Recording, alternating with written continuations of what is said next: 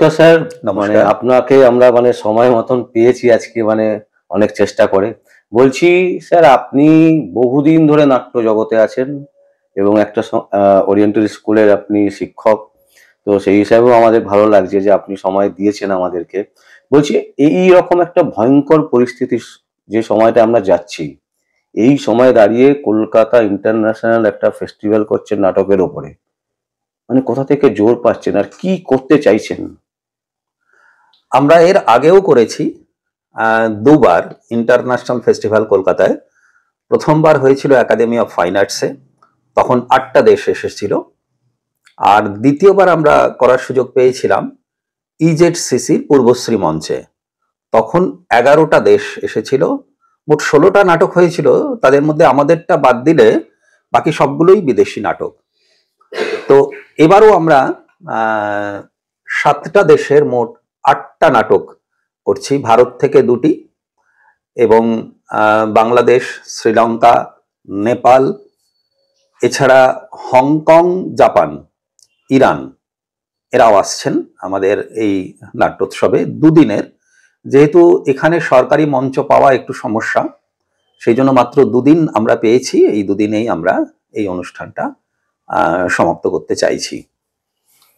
বলছি স্যার, এই যে এখন ভয়ঙ্কর পরিস্থিতি চলছে, ভিসা পাওয়াতে প্রবলেম হচ্ছে, বাংলাদেশের সাথে আমাদের ভারতবর্ষের একটা সম্পর্ক যেটা, সেটা অনেকটা চিড় ধরেছে বলা হচ্ছে। এছাড়াও চীনের নানান রকমের উস্কানিমূলক ব্যাপার স্যাপার চলছে, বিশ্বজুড়ে একটা অশান্তির পরিবেশ।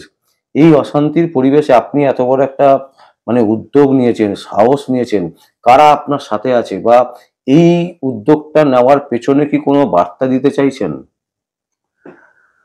আমার সঙ্গে রয়েছে আমাদের দলেরই বর্তমানে যারা যে সমস্ত ছোটরা অভিনয় করে তাদের অভিভাবকরা, এবং যারা বিগত বছরগুলিতে আমাদের সঙ্গে ছিল শিক্ষার্থী হিসাবে, অভিনেতা হিসাবে, তারাও আমাদের সঙ্গে আছে এবং এদের জোটটাই আমাকে এই কাজে এগিয়ে নিয়ে যাচ্ছে।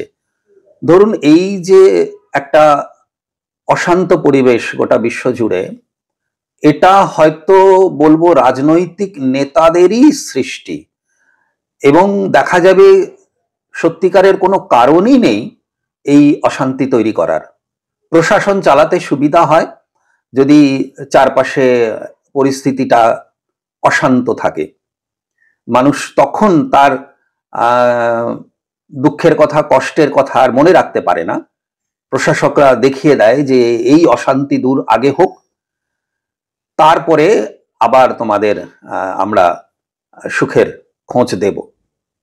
কিন্তু দেখুন, বাংলাদেশে যে সমস্যা হচ্ছে বা আমাদের এখানেও হচ্ছে, ভয়ঙ্কর কথা শুনছি, যারা অসুস্থ মানুষ বাংলাদেশ থেকে আসতেন তাদের নাকি এখানে চিকিৎসা দেওয়া হবে না। এটা তো খুব অমানবিক ব্যাপার। এছাড়াও জানবেন যে বাংলাদেশের যারা আসেন এখানে চিকিৎসা নেন, তারা কিন্তু অর্থের বিনিময়েই চিকিৎসাটা পান। তার মানে এখানে একটা আমাদের দেশের অর্থনীতিও চালু থাকে, বেসরকারি হাসপাতালগুলো লাভবান হয়। তো এটাও একটা ভেবে দেখার বিষয়। আর আমাদের নাটকের যে মানুষরা সারা বিশ্ব জুড়ে রয়েছেন, তাদের মধ্যে যে যোগাযোগ, যে ভালোবাসার টান, সেটা কিন্তু কোনোদিন নষ্ট হবে না। ওপর রাজনৈতিক পরিবেশ যতই খারাপ হোক, সেই টানটা আছে। ধরুন, বাংলাদেশে যারা এখনো এখানে আসতে পারছেন, মোটামুটি ভিসা দেওয়া বন্ধ আছে, কিন্তু যারা আগে থেকে ভিসা পেয়েছেন, যাদের 1 বছরের ভিসা রয়ে গেছে, তারা আসতে পারছেন। আর হয়তো মেডিকেল গ্রাউন্ডে ক্রিটিক্যাল কোনো কন্ডিশনে 2-1 জন আসার সুযোগ পাচ্ছেন। স্যার বলছি, যেটা হচ্ছে আপনি যেহেতু বলছেন যে বর্তমান পরিস্থিতি, এই পরিস্থিতিতে দাঁড়িয়ে পশ্চিমবঙ্গ সরকার কোনো অসুবিধায় ফেলছে না তো আপনাদের? কোন হলের পারমিশন থেকে শুরু করে বিভিন্ন রকমের যে পারমিশন গুলো আপনাদের লাগে, তাতে কি কোনো কিছু বাধাপ্রাপ্ত হচ্ছেন, বা অথবা আপনারা ঠিকঠাক ভাবেই হচ্ছে সবকিছু? আসলে আমরা তো খুব নামি দল নই, বা আমাদের দলে খুব ফিল্ম টিভিতে কাজ করা অভিনেতা অভিনেত্রীরা নেই। তার ফলে স্বভাবতই সরকারের দিক থেকে একটা অবহেলা আমাদের প্রতি থেকেই যায়। যেভাবে একটা নামকরা দল সহজে যে কোনো কাজের জন্য সরকারি মঞ্চ পেয়ে যায়, আমরা সেইভাবে পাই না। কিন্তু ব্যাপারটা এরকমও নয় যে তারা ইচ্ছাকৃতভাবে আমাদেরকে আমাদের কাজটা পণ্ড করে দিতে চাইছেন, তা নয়। এটা স্বাভাবিকভাবেই হয়ে যায় যে সমস্ত দলে নামি দামি শিল্পীরা রয়েছেন, যাদের অভিনয় দেখতে দর্শক ভিড় করে, হাউসফুল হয় টিকিট কেটে, তো তাদেরকেই সেই অর্থে একটা অগ্রাধিকার দেওয়া হয়। আমরা যেহেতু কোনোদিনই টিকিট বিক্রি করি না, আসলে ছোটদের নাটক দেখতে কেন পয়সা খরচ মানুষ করবেন, এটাও একটা ব্যাপার। আর দীর্ঘদিন ধরেই আমাদের এই যে প্রতিষ্ঠান চলছে এসো নাটক শিখি, আমাদের এখানে বর্তমানে 100-র ওপরে শিক্ষার্থী রয়েছে, কিন্তু এই গত 30 বছর ধরে আমরা কোনোদিন কোনো শিক্ষার্থী থেকে কোনো রকম অর্থ গ্রহণ করিনি।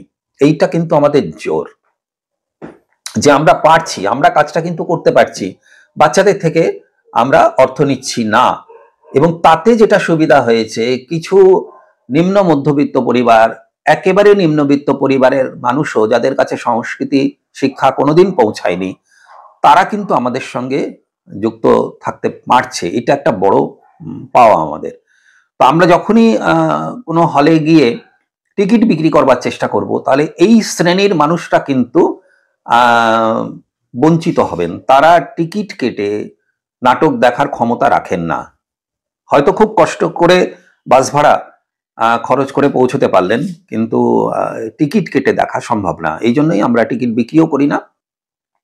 তার ফলেও সরকারি এই প্রেক্ষাগৃহ যারা বন্টন করেন, তাদের মাথায় এটা থাকে যে যে সমস্ত দল নামি দামি শিল্পী নিয়ে কাজ করছেন, যাদের নাটক দেখতে ভিড় করে, তাদেরকেই মঞ্চ দেওয়া হোক, তুলনামূলকভাবে আমাদের কিছুটা কমই দেওয়া হয়।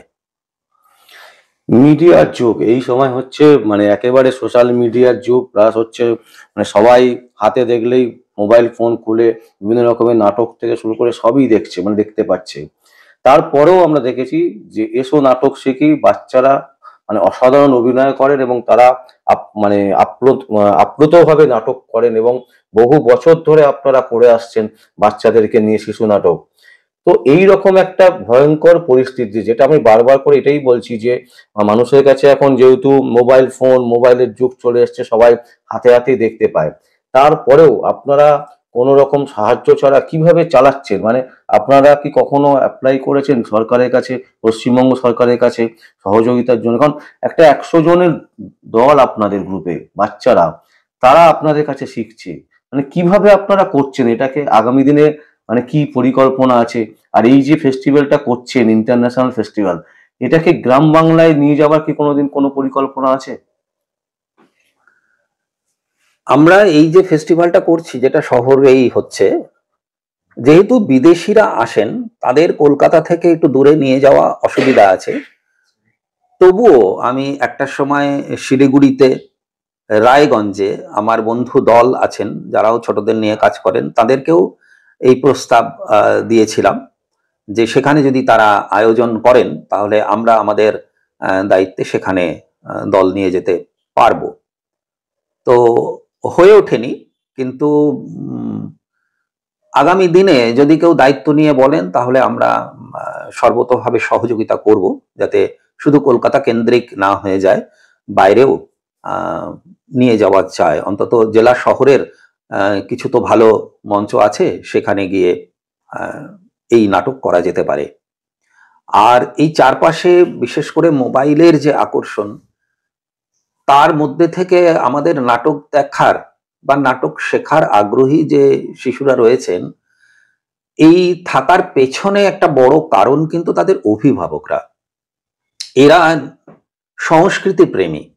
যদি বাবা মা মায়ের মধ্যে এই সংস্কৃতি চর্চা সম্পর্কে ধারণা না থাকে, তাহলে তারা তাদের বাচ্চাকে এখানে নিয়ে আসতেন না।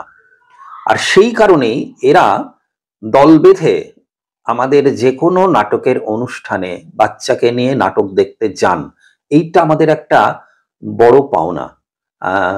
আপনারা যদি সুযোগ পান, এই 2 দিন প্রেক্ষাগৃহে ইউনিভার্সিটি ইনস্টিটিউট, কলেজ স্কোয়ারের উল্টো দিকে দেখবেন যে প্রেক্ষাগৃহ প্রায় পূর্ণ থাকবে, এবং সেটা বাইরের যে দর্শক খুব বেশি তা নয়, কিন্তু আমাদের নিজেদেরই দর্শকরা থাকবে। আমাদের হয়তো অল্প কয়েকটি বাচ্চা, 20-22টি শিশু আমাদের এই নাটকে অভিনয় করবে, কিন্তু তার বাইরে যে অধিকাংশ শিশু তারা ওই নাটক দেখতে দুদিনই আসবে।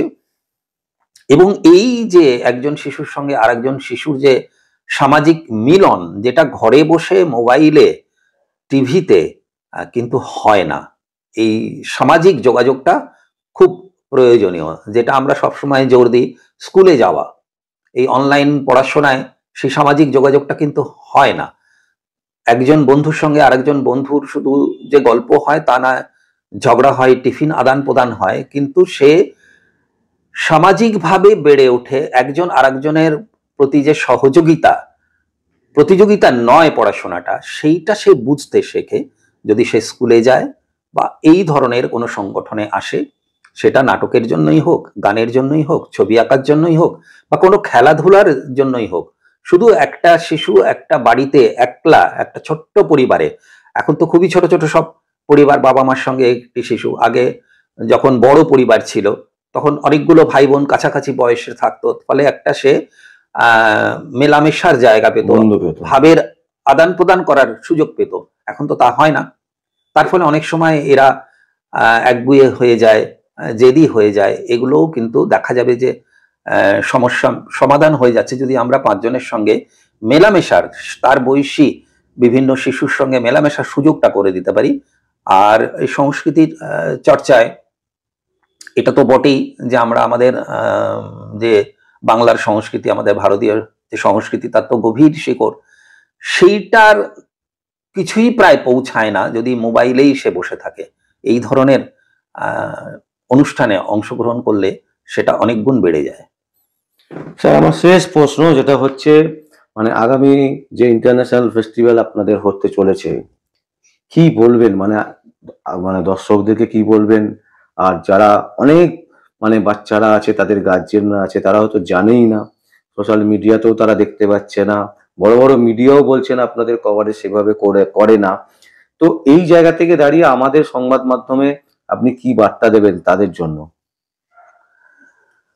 যে নাটকগুলো আসছে তাদের যদি আমরা গল্পগুলো একটু খেয়াল করে দেখি, মূলত আমাদের এই পাল্টে যাওয়া মানুষের জন্যই যে অবাঞ্ছিত পরিবেশ তৈরি হয়ে যাওয়া, সেই পাল্টে যাওয়া পরিবেশ, প্রকৃতিকে ঠিক রাখা, এবং সর্বোপরি এই যে যুদ্ধের বিপদ, এই মুহূর্তে পৃথিবীর 2-3টে জায়গায় যুদ্ধ চলছে, তো সেগুলোর বিরুদ্ধে বার্তা থাকবে এই যে আমাদের ফেস্টিভ্যাল, সেই ফেস্টিভ্যালের সবকটা নাটকে। আমরা আমাদের এসো নাটক শিখি দল থেকে যে নাটকটি করছি সেটাও তাতান এবং সাদা পায়রা নামে, এবং সেটাও যুদ্ধ বিরোধী একটা গল্প। তো মূলত আমাদের পরিবেশকে ভালোবাসতে শেখা এবং যুদ্ধের বিপদ সম্পর্কে শিশুদের জানানো, যারা আগামী দিনের নাগরিক হবে তাদেরকে এই ভাবধারায় তৈরি করাটাই হচ্ছে আমাদের নাট্যোৎসবের লক্ষ্য। স্যার, অসংখ্য অসংখ্য ধন্যবাদ। দর্শক, আমরা আজকে মানে যার ইন্টারভিউ নিলাম তার নাম কিন্তু আপনারা সকলেই জানেন, তাপস দাস। ইনি নাটক কি এবং নাটক সংক্রান্ত বিষয়ে যদি কারোর কোনো রকমের জানার ইচ্ছে থাকে, ওনার কাছে কিন্তু অবশ্যই আসতে পারেন। আর আগামী যে ইন্টারন্যাশনাল নাটক ফেস্টিভ্যাল, কলকাতা ইন্টারন্যাশনাল নাটক ফেস্টিভ্যাল যেটা হচ্ছে, আমরা সবাইকে বলবো যে শিশুদেরকে নিয়ে আসুন কলকাতা ইউনিভার্সিটিতে, যেখানে এই উৎসব হবে। সেই উৎসবের প্রাঙ্গণে আসুন, দেখুন, বাচ্চাদেরকে নিয়ে এসে সেই নাটক দেখার যে ইচ্ছে, সেই ইচ্ছেকে জাগ্রত করুন। এবং সত্যি কথা বলতে, যে পরিস্থিতি তৈরি হয়ে আছে, ভয়াবহ পরিস্থিতি বাংলাতে এই মুহূর্তে, তার মধ্যে থেকেও এই যে এসো নাটক শিখির যে প্রকল্প এবং যেভাবে ওনারা বিভিন্ন মানুষের সাথে কন্ট্যাক্ট করার চেষ্টা করছেন, তাকে সাধুবাদ জানিয়েই আমরা আপনাদের সামনেই সংবাদ তুলে ধরলাম। যদি আপনাদের কোনো বক্তব্য থাকে, কোনো কমেন্ট থাকে, অবশ্যই আপনারা কমেন্ট বক্সে কমেন্ট করবেন। আর দেখতে থাকুন পরবর্তী সংবাদ আবির্ভাবে। আমার নাম বিশ্বজিৎ পাল, সংবাদ আবির্ভাবের জন্য।